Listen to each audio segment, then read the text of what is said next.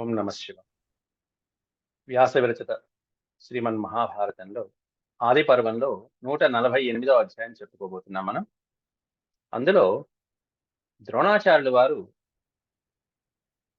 గురుదక్షిణిగా ద్రుపదుణ్ణి పట్టి తీసుకురామని చెప్పి తన శిష్యులందరికీ ఆజ్ఞాపించడం, కౌరవులు ఉత్సాహంగా వెళ్ళి ఎంత ఉత్సాహంగా వెళ్ళారో అంత ఉత్సాహంగాను అంత నిరుత్సాహంగా తిరిగి రావడం అనేటువంటి నేటి ప్రవచనంలో మనం చెప్పుకోబోతున్నాం. ముందుగా ప్రార్థన చేసుకుని ప్రారంభం. ఓం శుక్లాంబరధరం విష్ణుం శశివర్ణం చతుర్భుజం ప్రసన్నవదనం ఛాయేత్ సర్వవిఘ్నోపశాంతయే. వ్యాసం వసిష్ఠనప్తారం శక్తేః పౌత్రమకల్మషం పరాశరాత్మజం వందే సుఖతాతం తపోనిధిం. వ్యాసాయ విష్ణురూపాయ వ్యాసరూపాయ విష్ణవే నమో వై బ్రహ్మనిధయే వాసిష్ఠాయ నమో నమః. నారాయణం నమస్కృత్య నరం చైవ నరోత్తమం దేవీం సరస్వతీం వ్యాసం తతో జయముదీరయే. హరి ఓం.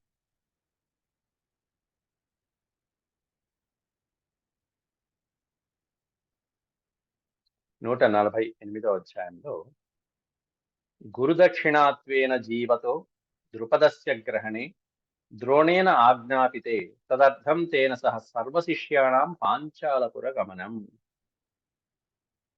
నిన్నటి ప్రవచనంలో మనం చెప్పుకున్నటువంటి అంశం ఏంటంటే, గురువుల యొక్క శిష్యుల యొక్క అస్త్ర విద్యా ప్రదర్శన అయిపోయింది ఓ పక్కన, అర్జునుడి యొక్క ప్రదర్శన, కర్ణుడు రంగ ప్రవేశం చేయడము, కర్ణుడు కూడా ప్రదర్శించడము, తర్వాత కర్ణుడితో వాగ్వాదం జరగడం జరిగింది. అందులో భీముడు ఆక్షేపించడం కూడా జరిగింది నిన్న. ఆ తర్వాత దుర్యోధనుడు కొన్ని వాక్యాలు చెప్పాడు. చివరికి సూర్యాస్తమం అయిపోయాక సద్దుమణిగాక ఎవరి ప్రదేశాలకు వాళ్ళు వెళ్ళిపోయారు. 147వ అధ్యాయంలో చెప్పుకున్నటువంటి అంశం అది. నేడు కుమారులందరూ కూడా సుశిక్షితులయ్యారనేటువంటి విషయం తెలుసుకునే ఈయన అస్త్ర విద్య తర్వాత ద్రుపదుడిని పట్టి తీసుకురావటం అంటే గురుదక్షిణ చెల్లించే సమయం ఆసన్నమైంది వీళ్ళకి అనేటువంటిది ద్రోణాచార్యుడు తెలుసుకుని వాళ్ళనందరినీ పిలిపించి అడగటం అనేటువంటిది నేటి పాఠంలో మనం తెలుసుకోబోతున్నాం.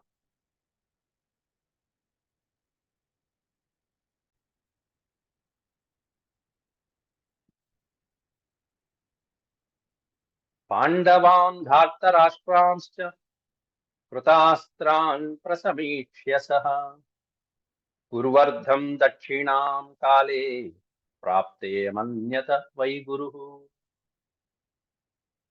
అమన్యత ప్రాప్తే అమన్యత విడతీస్తే అమన్యత అంటే భావించడం. గురువుగారు భావిస్తున్నారు ద్రోణాచార్యుల వారు ఏమనంటే, గురు పాండవులందరూ వీళ్ళే కాకుండా ఆయన దగ్గర విద్య నేర్చుకున్నటువంటి వాళ్ళందరూ కూడా సుశిక్షితులయ్యారు ఆయన దగ్గర. కాబట్టి కృత అస్త్రాన్ ప్రసమీక్ష్య సహా అంటే ఆ గురువు గారు వీళ్ళందరినీ సమీక్షించి చక్కగా అందరూ కూడా చక్కగా విద్య నేర్చుకున్నారు అస్త్ర విద్యలో, కాబట్టి వీళ్ళు యుద్ధానికి వెళ్ళడానికి అర్హత కలిగినటువంటి వాళ్ళు అయ్యారు. ఇది ఒక ట్రయల్ రన్ రాడిది రాబోయేటువంటి యుద్ధాలకి. మొదటి యుద్ధం మహాభారతంలో జరుగుతున్నటువంటి మొదటి యుద్ధం ఇది కురు పాండవులు వాళ్ళు చేసినటువంటి యుద్ధాలు. కాబట్టి పాండవాన్ ధార్తరాష్ట్రాంశ్చ వీళ్ళే పిలిచారు. అంటే ధృతరాష్ట్రుని కుమారుడు పాండుపుత్రుడిని మాత్రమే వీళ్ళని పిలిపించి కృతాస్త్రాన్ ప్రసమీక్ష్య సహ సుశిక్షితులయ్యారని తెలుసుకుని గురువర్ధం దక్షిణాం కాలే ప్రాప్తే అమన్యత వై గురు. గురువర్ధం గురువు కోసం అని చెప్పేసి, గురు కార్యం కోసం అని చెప్పి, మరి గురువు గారు అంత చక్కటి విద్యని నేర్పించినారు కాబట్టి గురుదక్షిణ అనేటువంటిది ఇవ్వాలి. ఇది వేదాలలో కూడా చెప్పబడినటువంటి మాట. దక్షిణ తప్పకుండా ఇవ్వాలి. కాబట్టి దక్షిణాం కాలే ప్రాప్తే దక్షిణ తీసుకునేటువంటి సమయం ఆసన్నమైందని చెప్పి గురువు గారు భావించి వాళ్ళనందరినీ పిలుస్తున్నాడు. అస్త్ర శిక్షామనుజ్ఞాతాన్ రంగద్వారముపాగతాన్ భారద్వాజస్తతస్తాంస్తు సర్వానేవాభ్యభాషత. రంగద్వారం దగ్గర చేరుకున్నటువంటి ఆ కుమారులందరినీ కూడా అస్త్రశిక్ష విద్యా ప్రదర్శన అయిపోయింది, అందరూ వెళ్ళిపోతున్నారు వాళ్ళ వాళ్ళ నిలయాలకు. అలా రంగద్వారం దగ్గర నుంచి వెళ్ళిపోయిన తర్వాత వాళ్ళందరినీ మళ్ళీ పిలిచాడు భారద్వాజుడు. ఒకనొక సందర్భంలో పిలిచి భారద్వాజ తతస్తాంస్తు సర్వానేవాభ్యభాషత, అందరితో ఈ విధంగా మాట్లాడుతున్నాడు. అభ్యభాషత అంటే పలకటం, మాట్లాడు. ఏమనంటే ఇచ్ఛామి దత్తాం సహితాం మహ్యం పరమదక్షిణాం ఏవముక్తాస్తతః సర్వే శిష్యా ద్రోణమదాబ్రువన్ భగవన్ కిం ప్రయచ్ఛామ ఆజ్ఞాపయతు నో గురుః. ఇక్కడ రెండు పాదాలు మొదటి పాదంగా తీసుకోవచ్చు. ఇచ్ఛామి దత్తాం సహితాం మహ్యం పరమదక్షిణాం, నాకు ఒక పరమ దక్షిణ కావాలి మీ నుండి, నేను అది కోరుతున్నానయ్యా. ఇచ్ఛామి అంటే కోరుతున్నాను. ఏం కోరుతున్నానంటే పరమదక్షిణాం మహ్యం, మీ నుండి నేను గొప్ప దక్షిణ కోరుతున్నాను అని. ఏవముక్తాస్తతః సర్వే, ఈ విధంగా పలికినటువంటి గురువు గారితో సర్వే శిష్యా, అందరు శిష్యులందరూ కూడా ద్రోణమదా భ్రువన్, ద్రోణాచార్యులు వారితో అంటున్నారు, భగవన్, ఓ భగవత్ స్వరూపుడా, కిం ప్రయచ్ఛామ ఆజ్ఞాపయతు నో గురుః, నహ అంటే మమ్మల్ని ఆజ్ఞాపించు. నువ్వు అలా అడగకూడదు, నువ్వు ఆజ్ఞాపించాలి. మరి ఇది చేయండి అని చెప్పి ఆజ్ఞాపించు. నహ గురుః, నువ్వు మా గురువు గారి కాబట్టి ఆజ్ఞాపించండి. కిం ప్రయచ్ఛామి, ఏమి ఇమ్మంటారు, మీరు ఏం గురుదక్షిణగా సమర్పించమంటారు, ఆజ్ఞాపించండి గురువు గారు అని చెప్పి శిష్యులందరూ అన్నారు. అప్పుడు తతః శిష్యాన్ సమాహూయ ఆచార్యో అర్థమ అచోదయత్, ఆచార్యుల వారు శిష్యులందరితో ఈ విధంగా అంటున్నారు, వచ్చినటువంటి శిష్యులందరితో. ద్రోణః సర్వానశేషేణ దక్షిణార్థం మహీపతే పంచాలరాజం, పంచాల దేశం, దీన్ని ఇక్కడ పా దీర్ఘం అంటే బాగుంటుంది. పాంచాలరాజం ద్రుపదం గృహీత్వా రణమూర్ధని పర్యానయత భద్రం వహ సా స్యాత్ పరమదక్షిణ, మీరు నాకు ఇచ్చేటువంటి పరమ దక్షిణ ఏదన్నా ఉంది అంటే అది పాంచాల రాజు అయినటువంటి ద్రుపదుణ్ణి గృహీత్వా రణమూర్ధని, రణము అంటే యుద్ధరంగం, యుద్ధం, రణమూర్ధని అంటే యుద్ధరంగమునందు, మూర్ధని అంటే మధ్య ప్రదేశము లేకపోతే ముందు ప్రదేశం, మూర్ధ్ని శిరస్సు అంటే రణరంగంలో ఉన్నటువంటి మధ్య ప్రదేశం, ప్రధానమైనటువంటి ప్రదేశం ఏదైతే ఉందో ఆ రణరంగం మధ్యలో నాకు శత్రువైనటువంటి ద్రుపదుణ్ణి గృహీత్వా బంధించి, పాంచాల రాజు అయినటువంటి ద్రుపదుణ్ణి బంధించి పర్యానయత భద్రం, భద్రంగా తీసుకురావాలి, ప్రాణాలతో తీసుకురావాలి. అట్లా అవమానించాడు కాబట్టి నేను చూస్తాను. పర్యానయత భద్రం వహ సా స్యాత్ పరమ దక్షిణాం, సా స్యాత్ అదే నాకు గొప్ప దక్షిణ అవుతుంది మీరు తెచ్చేది అనగానే వెంటనే తథేత్యుక్త్వా తు తే సర్వే రథైస్తూర్ణం ప్రహారిణః ఆచార్య ధనదానార్థం ద్రోణేన సహితాయయుః. ఉత్సాహవంతులైనటువంటి వాళ్ళందరూ టకటక వెంటనే చెప్పినప్పుడే వెంటనే తథేత్యుక్త్వా, ఒకే మాట చెప్పారు, తథా ఇది ఉక్త్వా, అలాగే గురువు గారు అన్నారు, ఉక్త్వా పలికి తే సర్వే, వాళ్ళందరూ ఉత్సాహవంతులైనటువంటి యువకులందరూ కూడా, కుర్రాళ్ళందరూ కూడా రథైస్తూర్ణం ప్రహారిణః, తూర్ణం అంటే వెంటనే వాళ్ళ వాళ్ళ రథాలు వాళ్ళ వాహనాలను ఎక్కి అధిరోహించి ఆచార్యుడు అడిగినటువంటి ధనాన్ని తీసుకురావడం కోసం, ఆచార్య ధన దానార్థం, ఆచార్యుడి అడిగినటువంటి గురుదక్షిణ దానాన్ని తీసుకురావడం కోసం, ఆర్జించడం కోసం ఎవరితో పాటు వెళ్ళారట, ద్రోణేన సహితాయయు, గురువు గారిని కూడా తీసుకుని వెళ్ళారట. ఈయన్ని కూడా పాంచాల దేశాన్ని తీసుకువెళ్ళారు. ద్రోణేన సహిత యయుహు, యయుహు అంటే గచ్చ, వెళ్ళాను అని.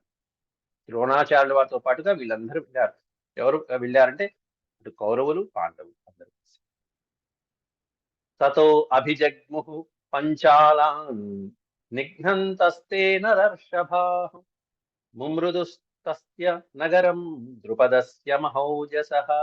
తతో అభిజగ్ముః పాంచాలాన్ నిఘ్నంతస్తే నరర్షభాః, నర వృషభాః అనే పదానికి అర్థం రాజశ్రేష్ఠులు, మానవ శ్రేష్ఠులు అని అర్థం.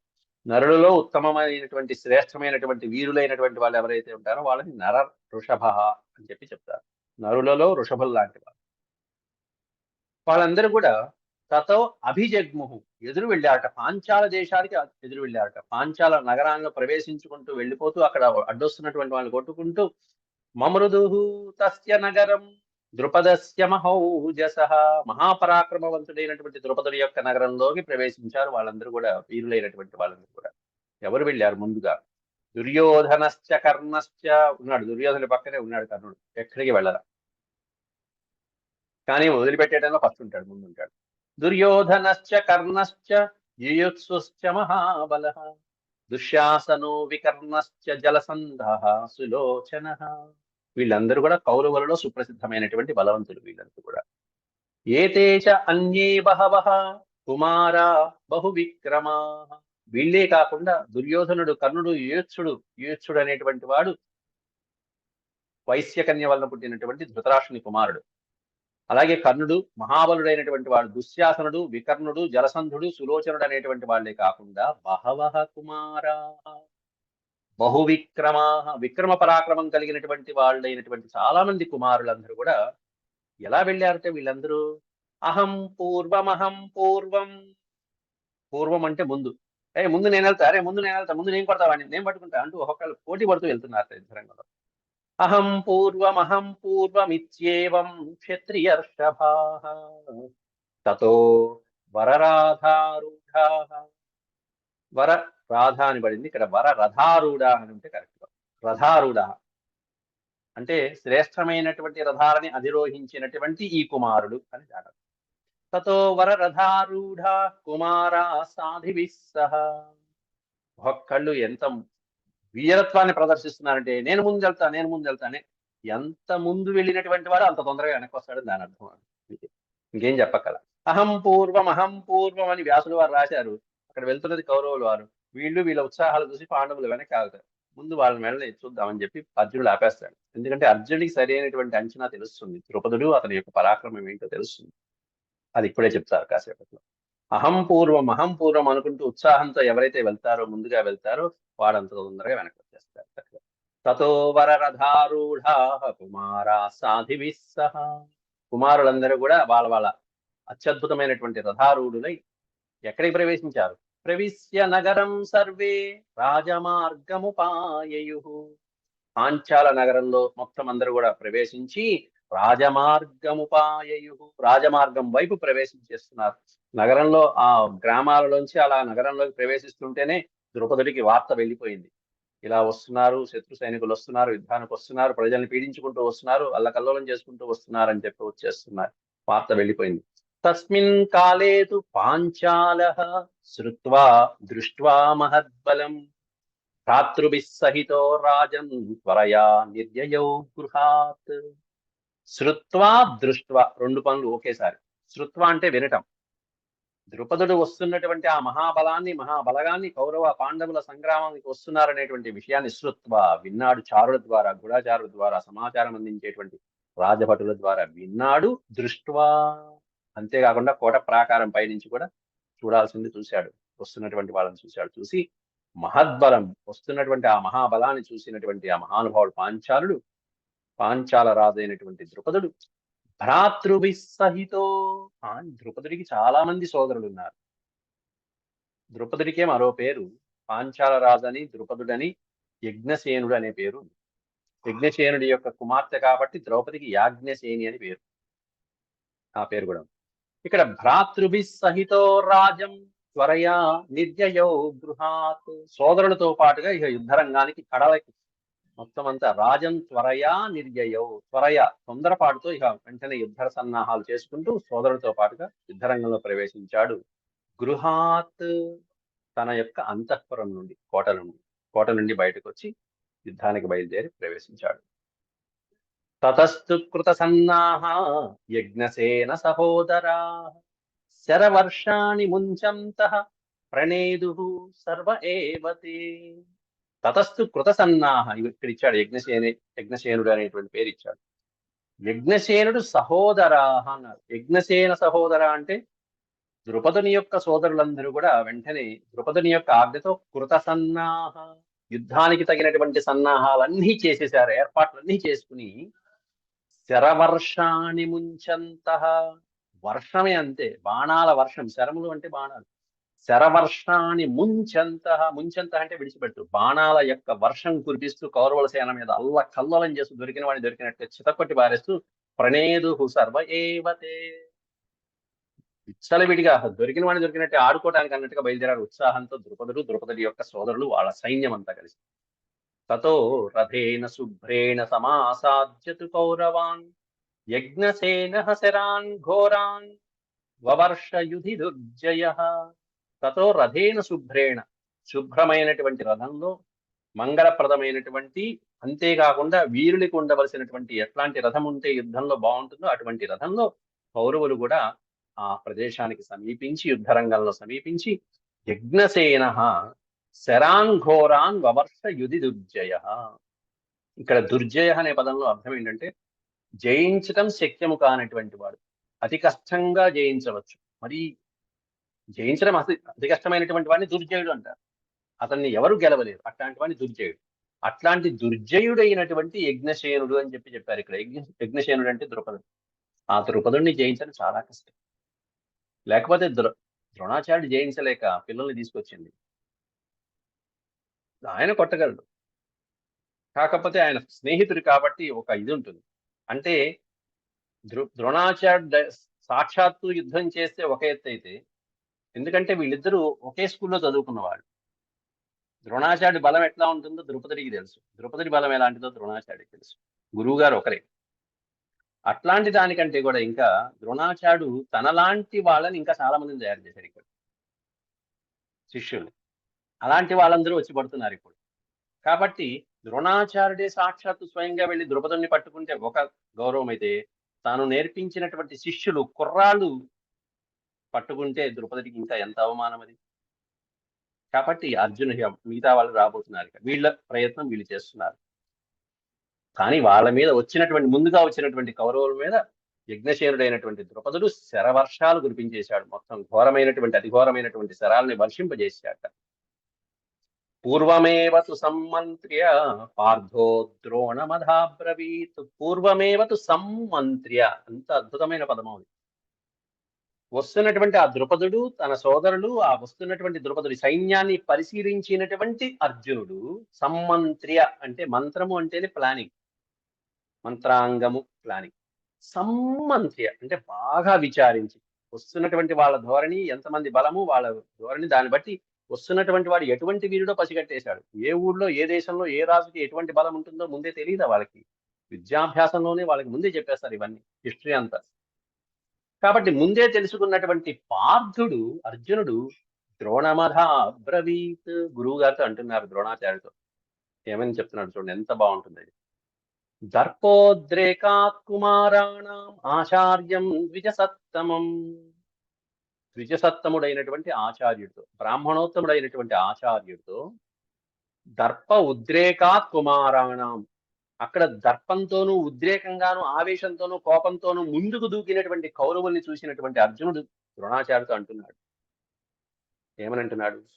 ఏషాం పరాక్రమస్యాంతే వయం కుర్యామ సాహసం. వయం అంటే మేము, వయం కుర్యామ సాహసం, మేము మా ప్రయత్నము వీళ్ళ తర్వాత చేస్తాం గురువు గారు అని చెప్పి ఆపేశాడు. ఒక్కసారి బ్రేక్ వేశాడు. ఏషాం పరాక్రమస్య అంతే. ఏషాం అంటే వీళ్ళు, వెళ్ళారుగా ముందుగా, నేను వెళ్తాను, ఏం పట్టుకుంటారా అని చెప్పేసి ముందుకెళ్ళారే కౌరవులు. వాళ్ళ పరాక్రమ ప్రదర్శన, వాళ్ళ విద్యా ప్రదర్శన, వాళ్ళు చూపించే ఆ పరాక్రమం, వీర్య పరాక్రమ, సాహస పరాక్రమం, విలువిద్యా ప్రదర్శన అంతా అయిపోయి ఓడిపోయి తిరిగి వచ్చాక అప్పుడు వయం కుర్యామ సాహసం, అప్పుడు మా ప్రదర్శన మేము చేస్తామండి, మా సాహసం అనేది మేము ప్రయత్నిస్తాం. అంతేకాకుండా ఒక మాట క్లియర్ గా చెప్తున్నాడు ఇక్కడ, ఏతైరశక్య పాంచాలో గ్రహీతుం రణమూర్ధని అని అర్జునుడు చూడగానే పసిగట్టేశాడు తక్కువని. ఏతై అంటే వీళ్ళకి అశక్యమైనటువంటి పని, వీళ్ళకి అసాధ్యమైనటువంటి పని. ఏంటి అసాధ్యం అంటే పాంచాలో గ్రహీతుం, యుద్ధరంగంలో పాంచాల రాజు అయినటువంటి ద్రుపదుణ్ణి పట్టుకోవడం వీళ్ళ వల్ల కాదు, వీళ్ళకి అసాధ్యమైనటువంటి పని. ఏతైరశక్య పాంచాలో గ్రహీతుం రణమూర్ధని. రణమూర్ధని రణశిరస్సులో, రణాగ్రభాగం నందు, రణ మధ్యలో, రణ ప్రదేశంలో వీళ్ళని ద్రుపదుడిని పట్టుకోవడం అనేటువంటి వీళ్ళ తరం కాదు గురువు గారు. కాబట్టి వీళ్ళ ప్రయత్నం అయిపోయిన తర్వాత అప్పుడు మేము వెళ్తాం, మాది సపరేట్ గా ఉంటుంది అన్నాడు. ఏవముక్త్వాతు కౌంతేయో భ్రాతృభిః సహితో అనఘః అర్ధక్రోశేతు నగరాత్ తిష్టద్బహిరేవ సహ. అయితే ఈ విధంగా గురుగారితో పలికినటువంటి కౌంతేయుడు అర్జునుడు భ్రాతృభి సహితో అనగహ, పుణ్యాత్ముడైనటువంటి అర్జునుడు సోదరులతో పాటుగా, అన్నయ్యలు మీరు కూడా ఇక్కడే ఉండండి, తమ్ముళ్ళు మీరు కూడా ఉండండి అని పంచ పాండవులు 5గురితో పాటుగా ద్రోణాచార్యుడు కూడా అక్కడే పెట్టుకుని ఎక్కడున్నారట? అర్ధక్రోశేతు నగరాత్ బహిః. పాంచాల నగరానికి ఒక అర్ధక్రోశం, ఒక 1/2 మైలు 1 మైలు దూరంలో చివరిలో నగరం బయటే వెలుపలే సిద్ధంగా ఉన్నారట. అంతే. వాళ్ళు యుద్ధభూమి నుంచి పారిపోయి తిరిగి వచ్చాక అప్పుడు మేము ప్రయోగిస్తాం అని సిద్ధంగా ఉన్నారు, మొత్తం తన సైన్యాన్ని పెట్టుకుని. అర్ధక్రోశేతు నగరాత్ తిష్టద్ బహిరేవ సహ. నగరం బయటే సిద్ధంగా ఉన్నాడు అర్జునుడు సోదరులతో పాటుగా, ద్రోణాచార్యులతో పాటు. ద్రోణాచార్యుడు ఎందుకు వచ్చాడంటే ద్రుపదుణ్ణి ప్రాణాలతో పట్టి తీసుకురమ్మన్నాడు కాబట్టి ఆ ద్రుపదుణ్ణి నగరం బయటికి తీసుకువస్తే గురువు గారు చూస్తారు స్వయంగా. ఆయన అంటే పిల్లల యొక్క విద్యా ప్రదర్శన చూడాలి. అక్కడ చూసిన ప్రదర్శన వేరు, ఇక్కడ స్వయంగా ఫీల్డ్లోకి వచ్చేసరికి, రంగంలోకి వచ్చేసారు. అది ఓన్లీ ప్రదర్శనే పౌరులకి, ఇది స్వయంగా ఇక డైరెక్ట్ గా ప్రాక్టికల్. అందువల్ల ఈ రంగంలో గురువు గారు చూడాలనుకుని ద్రుపదః కౌరవాం దృష్ట్వా ప్రాధావత సమంతతః శరజాలేన మహతా మోహయన్ కౌరవీం చము. అద్భుతమైన పదం చము. సైన్యం, చము అంటే సైన్యము అని అర్థం. కౌరవ సైన్యంలో ఆ సైన్యం మీద వచ్చినటువంటి కౌరవ సైన్యం మీద విరుచుకుపడ్డాడు ద్రుపదుడు కాస్త, మామూలుగా కాదు. ద్రుపదః కౌరవాన్ దృష్ట్వా, కౌరవులందరినీ చూసి ప్రాధావత సమంతతః ప్రాధావత, చుట్టుముట్టేశాట. తన సైన్యంతో వచ్చినటువంటి కౌరవులందరినీ చుట్టుముట్టేసి మొత్తం చుట్టూతా ఉన్నటువంటి ఒక సర్కిల్లో పెట్టేశాడు వచ్చిన కౌరవులందరినీ. సమంతత ప్రాధావత. అప్పుడు కురిపించాడు తన యొక్క శరజాలేన మహతా శరజాలేన, విపరీతంగా వేస్తున్నటువంటి ఆ బాణాల వర్షం కురిపించేసి మోహయన్ కౌరవీంచము, కౌరవ సైన్యాన్ని అంతటిని కూడా మోహావేశంలో పడేశాడు. ఏంటి మనం వచ్చేసాం, దూరిపోయాం, లోపలికి వచ్చేసాం, అయ్యో వీడు వచ్చేసాడు చుట్టుముట్టేశాడు అని చెప్పి వాళ్ళు ఏం చేశారనేది వాళ్ళకి కంగారు పుట్టేట్టుగా అద్భుతమైనటువంటి శరవర్షాన్ని కురిపించాడు. అయినా వాళ్ళు తగ్గలేదు పాపం. అందులో వీరులైనటువంటి వాళ్ళు ఉన్నారు, వాళ్ళు ప్రయోగిస్తున్నారు. సముద్యంతం రథైనైకం ఆశుకారిణమాహవే అనేకమివ సంత్రాసాన్ మేనిరే తత్ర కౌరవా. అనేకమివ సంత్రాసాన్ మేనిరే. ఎంతమంది ఉన్నా సరే సిద్ధంగా ఉన్నారు కౌరవులు వాళ్ళతో యుద్ధం చేయడానికి. ద్రుపదుని ఎట్లాగైనా సరే బంధించాలనేటువంటి ఆవేశంలో వచ్చినటువంటి కౌరవులు ద్రుపదస్య శరాఘోర విచేరు సర్వతో దిశం. అన్ని వైపుల నుండి వస్తున్నటువంటి ఆ ద్రుపదుని యొక్క శరములని విచేరుహు, వాళ్ళని ఆ శరాలని విఘ్నం చేయడానికి వాళ్ళ శతధా ప్రయత్నాలు చేస్తున్నారు. అయితే వచ్చినటువంటి కౌరవుల్ని వెళ్ళగొట్టడం కోసం అని చెప్పేసి మరో ప్రయత్నం జరిగింది పాంచాల దేశం. ఎవరయ్యా అంటే తతశంకాశ్చ భేర్యశ్చ మృదంగాశ్చ సహస్రశః ప్రావాద్యంత మహారాజ పాంచాలానాం నివేశనే.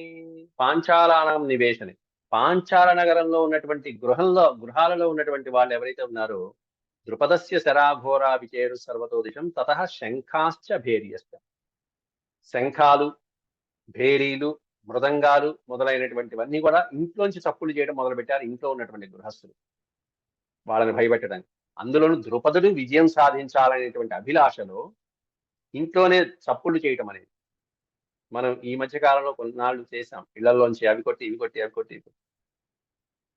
ఇది దేనికంటే మనోబలాన్ని, ఆత్మస్థైర్యాన్ని కలిగించడం కోసం, మహారాజు గెలవాలని కాస్త భయపెట్టడం కోసం, ఉత్సాహాన్ని కలిగించడం కోసం అని చెప్పేసి శంఖాలు, భేరీలు, మృదంగాలు మొదలైనటువంటి సహస్రశః వేలాది ఇళ్లల్లోంచి అద్భుతమైనటువంటి శబ్దాలు చేస్తున్నారు పాంచాల రాజైన ద్రుపదుడి విజయాన్ని కోరుతున్నటువంటి ప్రజలు. ప్రావాద్యంత మహారాజ పాంచాలానాం నివేశన అంటే నివాసము. పాంచాల రాజ ప్రదేశంలో, మహారాజు ప్రదేశంలో వాళ్ళు వాదించడం మొదలుపెట్టారు ఇవన్నీ. అంతేకాకుండా సింహనాదశ్చ సంజగ్నే పాంచాలానాం మహాత్మనాం, అవి చూసి సింహనాదం చేశాడు ఒక్కసారి పాంచాల మహారాజు కూడా.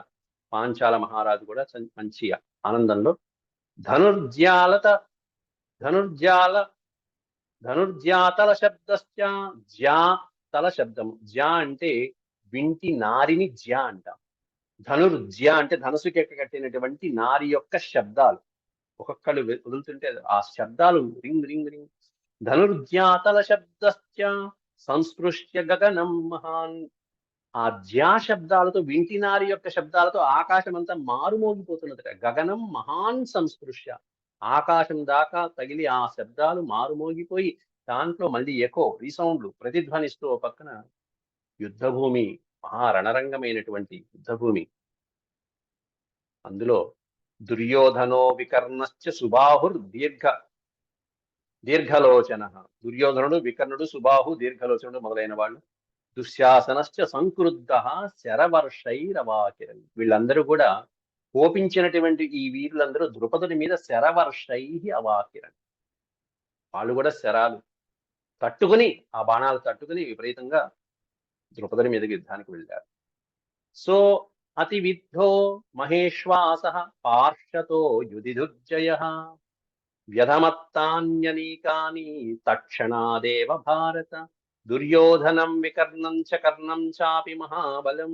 సో అతి విద్ధో మహేశ్వాస పార్షతో యుధిదుర్జయ. దుర్జయుడైనటువంటి ఆ మహారాజు అతి పార్శ్వతో, విపరీతమైనటువంటి భయంకరమైనటువంటి ప్రచండ వేగంతో కౌరవాదుల్ని జయించాలనేటువంటి కాంక్షతో ముందుకు వస్తున్నాడు. దాంట్లో దుర్యోధనుడు, వికర్ణుడు, కర్ణుడు మొదలైనటువంటి వాళ్ళు తట్టుకుని నిలబడ్డారు. కాస్త నిలబడినటువంటి వాళ్ళు అప్పటిదాకా. అయితే నానాన్ నృపసుతాన్ వీరాన్ సైన్యాని వివిధాని చ అలాత చక్రవత్ సర్వం చరణ్ బాణైర అతర్పయత్.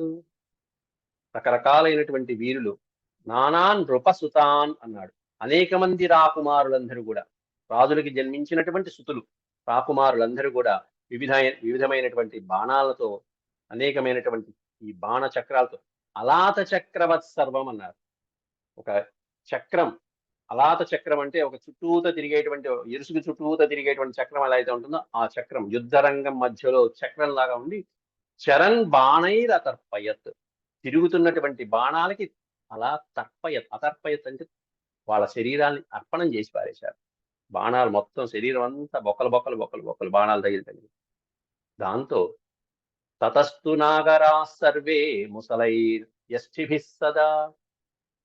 వీళ్ళకి తోడుగా నగరంలో ఉన్నటువంటి ప్రజలు, యువకులు, మొత్తం ముసలాళ్ళు, స్త్రీలు, బాలకులు అందరూ కలిసి ఒక్కసారిగా దాన్ని మూకదాడి అంటారు. అందరు కలిసి వచ్చేస్తారు స్ట్రీట్స్ లో, సందులోకి వచ్చేసి కొట్టిపారేస్తారు. అట్టా కౌరవుల మీద విరుచుకుపడ్డారట. ఎట్లా విరుచుకుపడ్డారు? నాగరాహ సర్వే నాగరాహ, మొత్తం నాగరికులందరూ కూడా వచ్చి ముసలై, రోకళ్ళు తీసుకున్నారు. రోకలు దంచేటువంటి రోకళ్ళు, చేతికి కర్రలు, వాళ్ళకి దొరికినటువంటి ఆయుధాలు, పలుగులు, గుణపాలు, ఏది పడితే అది ఆయుధాలు తీసుకుని అభ్యవర్షంత కౌరవ్యాన్ వర్షమాణాథ ఇవ. కౌరవుల మీద వర్షం కురిపించడానికి అన్నట్టుగా పౌరులందరూ ఒక్కసారిగా అనుకోనటువంటి ఆపదలాగా వచ్చి పడ్డారు వాళ్ళ మీద. ప్రజలు కూడా, అంటే ద్రుపద రాజుకి ఆ ప్రజలు ఎంత సపోర్ట్ చేస్తున్నారు, వాళ్ళు ఎంత కౌరవుల్ని చీల్చి చెండటానికి ఎంత సిద్ధమయ్యారు అనేటువంటిది ఇక్కడ కూడా తెలుస్తుంది. ఎలా వచ్చారు? సబాల వృద్ధాహ కాంపిల్యాహ కౌరవాన్ అభ్యయుస్తద. బాలకులు, వృద్ధులు కూడా వచ్చారంటే ఇంక రానటువంటి వాళ్ళు ఎవరుంటారు? సబాల వృద్ధాహ అంటే ఎవరిని వదిలిపెట్టారు? పిల్లలతో పాటుగా, వృద్ధులతో పాటుగా అందరూ నగరం నుంచి బయటకు వచ్చి సావుచేత కొట్టేశారు కౌరవుల్ని, దొరికిన వాళ్ళు దొరికినట్టు. శ్రుత్వా సుతుములం యుద్ధం కౌరవేణ ఏవ భారత ద్రవంతి స్మ నదంతి స్మ క్రోశంతః పాండవాన్ ప్రతి. వాళ్ళు కాస్త ఆ దెబ్బలు తట్టుకోలేక శ్రుత్వా సుతుమలం యుద్ధం, ఆ భయంకరమైనటువంటి యుద్ధం చూసేటప్పటికీ కౌరవ అనేవ భారత, కౌరవులందరూ కలిసి ద్రవంతి స్మ నదంతి స్మ క్రోశంతః పాండవాన్ ప్రతి. పాండవులు ఎటువైపు అయితే ఉన్నాయో వాళ్ళ వైపు అరుచుకుంటూ, క్రోశంత అంటే ఆక్రోషిస్తూ పెద్ద పెద్దగా అరుస్తున్నారు. అరే రక్షించండి రా, అరే సోదరులారా, తమ్ముడు, నాన్న, భీమా, రా, అర్జున రా. క్రోశంత నదంతి స్మ ద్రవంతి స్మ, రక్తం కారుతూ పక్కన ఒళ్ళంతా ఛిద్రమైపోయినటువంటి శరీరాలతో ఆక్రోశిస్తూ ఒక్కసారిగా పాండవుల వైపు పరిగెత్తారట మొత్తం కౌరవులందరూ కలిసి. రక్షించండి ఆయన, రెండు ఆయన. అప్పుడు పాండవాస్తు స్వనం శృత్వా, వాళ్ళ యొక్క స్వనం శృత్వా, స్వనం అంటే నాదం, వాళ్ళ ఆర్తనాదాలు విన్నటువంటి పాండవులు అప్పుడు ఆర్తానాం రోమహర్షణం, ఆర్తిలో ఉన్నటువంటి వాళ్ళని రక్షించాలి కాబట్టి వాళ్ళని రక్షించడానికి ఇక వీళ్ళు రంగంలో దిగుతున్నారు. అర్జునుడు ముందుగా దిగుతున్నాడు. ఎంత అద్భుతం అంటే, ధర్మరాజుని తీసుకెళ్లారు. అన్నయ్య నువ్వు అక్కల, నువ్వు ఇక్కడ, నువ్వు గౌరవార్థంగా నువ్వు ద్రోణాచార్య దగ్గర, మేము చూసుకుంటాం అంటూ భీముడు, అర్జునుడు రంగంలో దిగుతారు. వీళ్ళ యొక్క అద్భుతమైనటువంటి పరాక్రమం ముందు ముందు ఎలా ఉంటుంది. ఈ వెనక్కి పారిపోయినటువంటి వాళ్ళలో ఇంకా కొన్ని పుస్తకాల్లో స్పష్టంగా ఇచ్చారు. ఎవరు ఎన్ని బాణాలు కొట్టారు, ముందు ఎవరు పరిగెత్తారు, కర్ణుడు ఏ విధంగా దుర్యోధనుడిని వదిలి పారిపోయాడు, యుద్ధరంగం నుంచి పారిపోయాడు అని వేరే పుస్తకాలను చాలా సుస్పష్టంగా కూడా ఇచ్చారు కొన్ని పుస్తకాలు. అది మనం రేపటి పాఠంలో మళ్ళీ చెప్తాం. ఓం శాంతి శాంతి శాంతి.